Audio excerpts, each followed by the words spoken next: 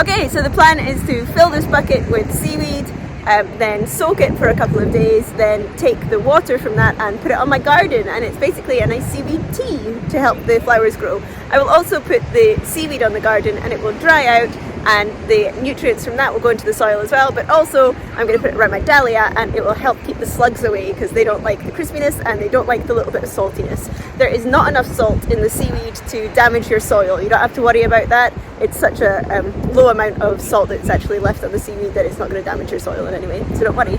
So let's get the bucket filled. Hey guys, thanks for checking out my channel. My name is Peggy and I am growing a cut flower garden here on my allotment in Kanagawa Prefecture, Japan, which is just south of Tokyo in USDA Zone 9B.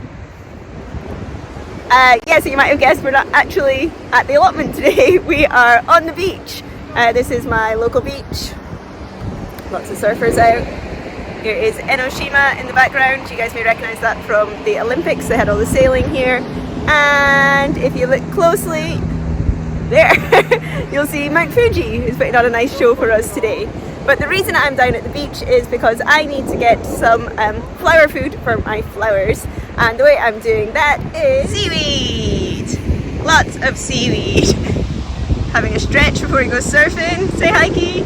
Hi. So I am down here to collect lots of seaweed and get it in my bucket. Good job!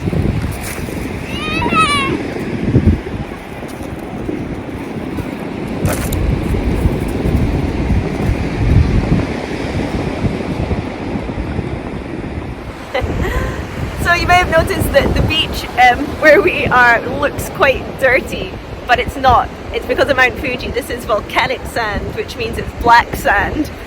It's not really black sand, it's kind of like muddy brown sand, but it is because it's volcanic and not because it's just dirty. Also, we've had lots of bad weather and storms, and so we have lots of seaweed, yes, but there's also lots of shells and things come up too.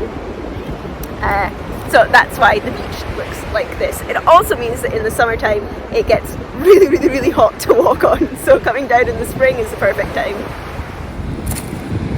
Good job, team. I think we're good. Okay, so now I'm home and I have my seaweed bucket here. And I'm just going to fill it up with water. It's all full up, so I'm going to leave it there for a couple of days to soak up and turn into a lovely kombu, I guess, or seaweed soup.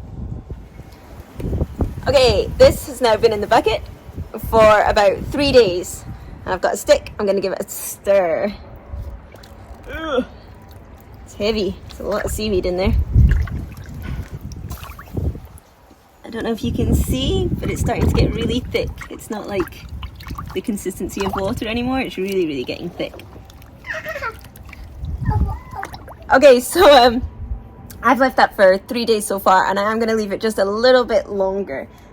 You can put a lid on it if you want to. I like to have it open to get the sun because it's actually in quite a shady spot here, so I'm going to leave it to get the sun. But the reason you might want to put a lid on is because this starts to get quite smelly. Now luckily, I don't know if you guys can see, my jasmine has started to bloom, and so this whole area smells really beautifully of jasmine. But if I had left this much longer, or if it was really hot, it does start to smell.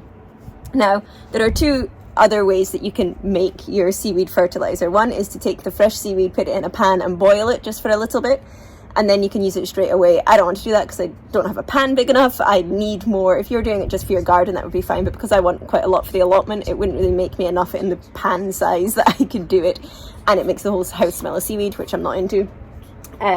Or you can kind of cut it up small and put it in a container like this and put a lid on and leave it for a few weeks, and that makes the seaweed really, really break down. You then sieve the seaweed out and you can put it on your garden if you want to, and then you dilute what you have made down because it's very, very strong, so you would then dilute that down with water and add it to your garden that way.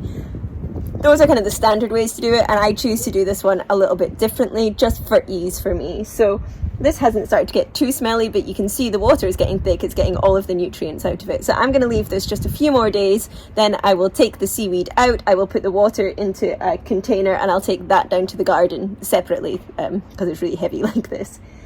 So I'm not going to let it fully stew down and turn into a really, really concentrated type of seaweed fertilizer, although I'm sure that gives you more nutrients and it is better for the garden. But because I do this really regularly, I just go down kind of once a month to the beach and pick up this seaweed. Because I do this quite regularly, I don't feel like I need to really spend time reducing it down to get that really concentrated thing. And I don't want to boil it because it's kind of gross.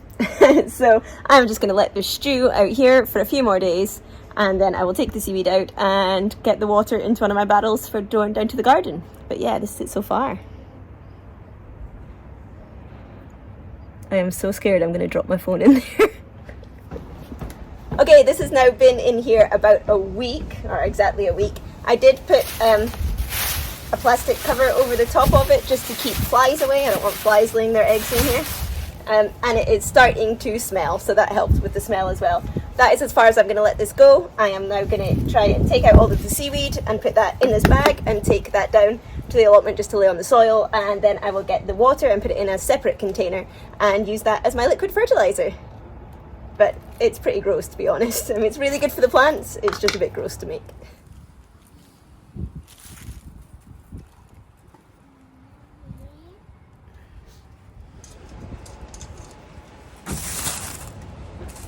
Oh, it's so slimy.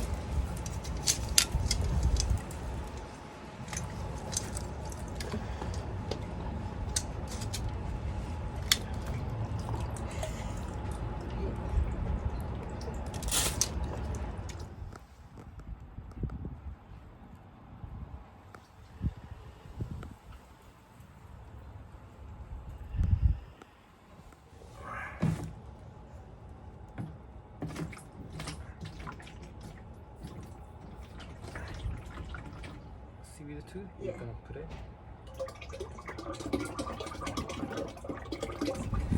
Okay, so I think this stuff is still going to be quite strong, so I've only filled each of these barrels halfway, and then I'm going to fill them the other half with water, so it'll be half of the liquid fertilizer and half of water, and that gives me 2 full tanks to take down to the allotment with me later today and get on the plants.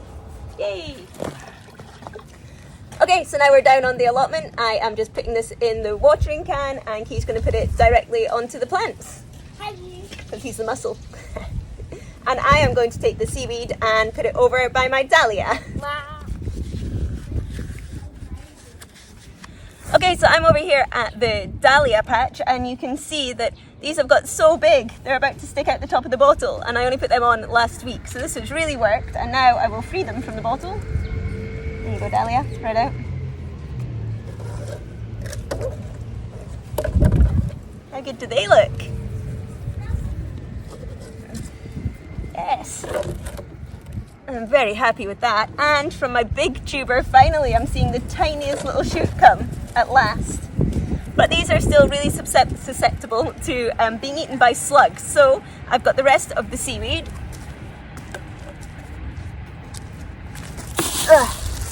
In this bag, which is oozing and dripping and gross.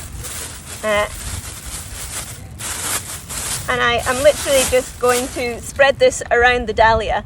That will obviously give them the nutrition from the seaweed, but the seaweed is really, really quickly going to dry out, and when that happens, it goes really, really crispy and hard, and the slugs hate going over that because it rips up their foot. And also it's slightly salty, which they don't like either. So I'm literally just going to wrap it all around the dahlia, and that'll keep the slugs off now that the bottles have come off.